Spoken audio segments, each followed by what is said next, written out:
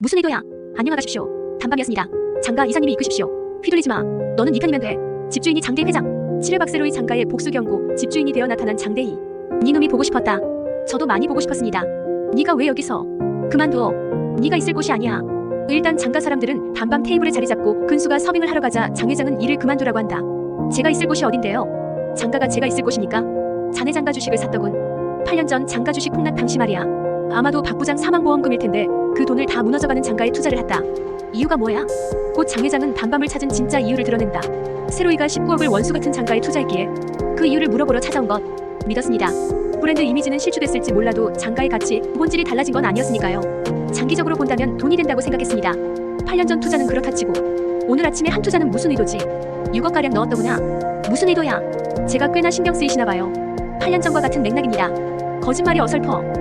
그리고 장 회장은 단밤에서 자신 있는 요리와 탕을 내오라며 음식을 먹어보고 평가하는데 사실 기대를 많이 하고 왔는데 직접 와서 먹어보고 하는 말이네만 장가를 상대로 뭘 생각하든 자네한테 무리야. 다행인 줄 알게. 내가 잔일적으로 여기지 않는다는 걸 박 부장 생각해서 하는 말이야. 포기하고 적당히 살아. 포기하고 적당히. 무립니다. 고집, 객기 재산 자체. 티가 났다니 다시 말씀드리죠. 더딜진 몰라도 저는 다른 길을 밟고 있고 그 끝에 당신이 있습니다. 박 부장 생각? 웃기지 말라 그래. 아빠를 생각해서 당신이 할 수 있는 건 무릎 꿇고 죄값을 받는 것뿐이고 내가 그렇게 만들 겁니다. 고집, 객기의 허세까지 더한 개짖는 소리. 몽둥이로 맞아야겠구만. 짖기만 하진 않을 겁니다. 호랑이는 짖지 않아. 그저 물어뜯을 뿐. 내 조만간 무슨 말인지 가르쳐줌세. 안녕하가십시오. 단밤이었습니다. 장가와의 사이가 어떻든 일단 장 회장이 돌아갈 때 세로이는 손님처럼 마주한다. 그날 밤 이선은 세로이에게 참았어야 한다고 말하는데 자기 화도 주체 못하는 애송이라고 생각하겠지. 그 정도로 보이는 게 딱 좋아. 적당히 밟으려 하겠지만 뭐 어차피 당할 일이었어. 그저 애송이가 상대니까 힘은 덜 주겠지. 싸움은 선빵이 중요해. 그리고 선빵은 뒤통수에 꽂는 거야. 세로이가 무모하게 장 회장에게 대적하는 것 같았지만 세로이에게도 나름 생각이 있었고 자기만의 큰 그림을 그려나가는 중이었다. 그 시작은 이호진과 친구가 되고 손을 잡았을 때부터. 세로이가 장근원 살인미수로 감옥에 갇혔을 때 호진은 세로이의 면회를 간다. 그날 장근원 왜 때렸어? 그냥 보기 불편해서. 별로 고마워하진 않아도 되는데. 고마워해. 착각하지 마. 그거 오지랖 떤 거야 너. 싸움은 그렇게 하는 거 아니거든. 나는 나대로 싸우는 중이었어. 참고 버티는 싸움. 너는 네 성격 못 참고 욱해서 지금 거기 갇혀있는 거고. 다 맞는 말이긴 한데 괜히 아는 척은 하지 마. 사람에 따라 참기 힘든 일도 있는 거야. 이제 어쩔 거야? 나와서 계획이라던가. 글쎄 말하기 싫네. 너 재수 없거든. 면회 와서 툴툴거리던 호진은 세로이가 기분 나빠하자 그제서야 자신이 찾아온 본심을 내비친다. 나 한국대 경영학과 붙었어. 그 지옥 같던 3년을 참아내고 얻어낸 결과야. 너는 그게 돼? 다 잊고 잘 살 수 있냐고. 난 아직도 장근원이 꿈에 나타나서 자다가도 벌떡벌떡 깨. 밤중에 옥상에 올라간 적이 한두 번이 아니야. 죽고 싶어서. 3년은 너무 길었고 그 지옥을 버틸 수 있었던 건 복수를 생각했기 때문이었어. 내 꿈은 금융자산운용가야. 펀드 매니저 같은 거. 내가 좀 삐뚤어져서 아깐 솔직하지 못했어. 사실 고마웠어. 도와줘서. 출소하게 되면 난 포차를 열 거야. 요식업계에 정점을 찍고 장가를 무너뜨리는 거. 그게 내 목표야. 어려울걸? 어려워. 유능한 펀드 매니저가 있다면 몰라도. 이름이 뭐야? 이호진. 난 박세로이.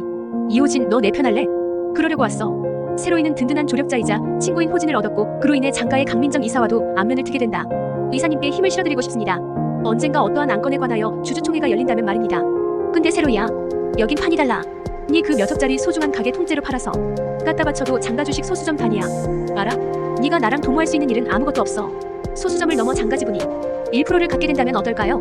세로이는 장가 지분 1%가 큰 도움은 안 되지만 자신을 검증할 순 있지 않겠냐며 그럼 자신이 어떻게든 도움이 될 거라고 한다. 장근원. 장가를 이끌 제목입니까? 장근원이 이끄는 장가. 과연 번영할 수 있습니까? 장가 이사님이 이끄십시오. 장가 장 회장의 대표이사 해임한 그때 제가 이사님 곁에 있겠습니다. 영감한테 넌 뭘까? 날파리 같은 거야. 작은 가게 하나 차렸다고 그렇게 까부는 거 보면 따갈지. 니 그 헛소리를 듣고 들뜨기에는 내가 평화주의자라서 말이야. 근데 뭐 박 부장님 아들이란 점에서 약간의 기대를 걸어볼까? 강민정 이사는 그 쥐콩만한 가게에 장 회장이 밥 먹으러 오게 만들라고 미션을 주고 영감한테 네가 신경 쓰이는 존재가 된다면 내가 너 믿고 제대로 베팅할게.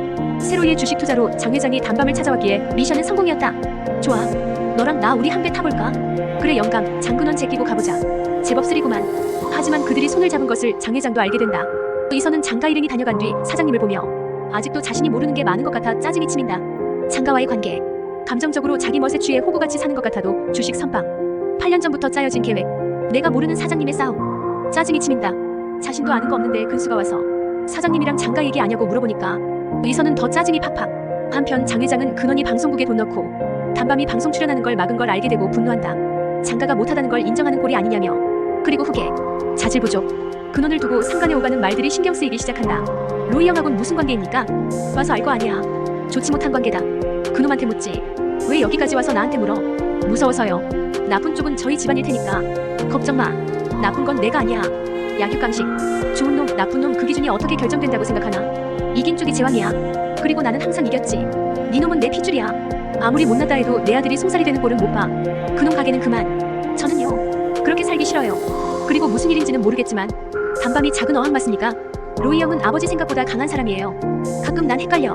난 분명 장가 사람이고 이 일에 최선을 다하고는 있는데 나 백수 만든다는 네 말이 너무 기쁘고 또 네가 그만 멈췄으면 하면서도 다시 널 응원하게 되고 장가랑 네 사이에서 난 어떻게 해야 할지 난 대체 누구 편인지. 휘둘리지 마. 너는 네 편이면 돼. 근수는 이서에게 새로이 좋아하냐고 물었다가 자신이 이서를 좋아하는 걸 이서에게 이미 들켰단 사실만 알게 된다. 나 너가 금수저인 거 알고 들이댄 거야. 어떤 식으로든 좋은 인맥으로 작용할 거니까. 근데 너는 나도 그렇고 후계 자리도 그렇고 그냥 아무것도 욕심 안 내는 호구였다 이거지. 너한테도 아직 기회 있어. 혹시나 내가 참을 수 없이 욕심나게 되면 말야 장가 네가 차지해. 농담이야. 답답했던 이서는 결국 새로이에게 자신의 섭섭함을 털어놓는다.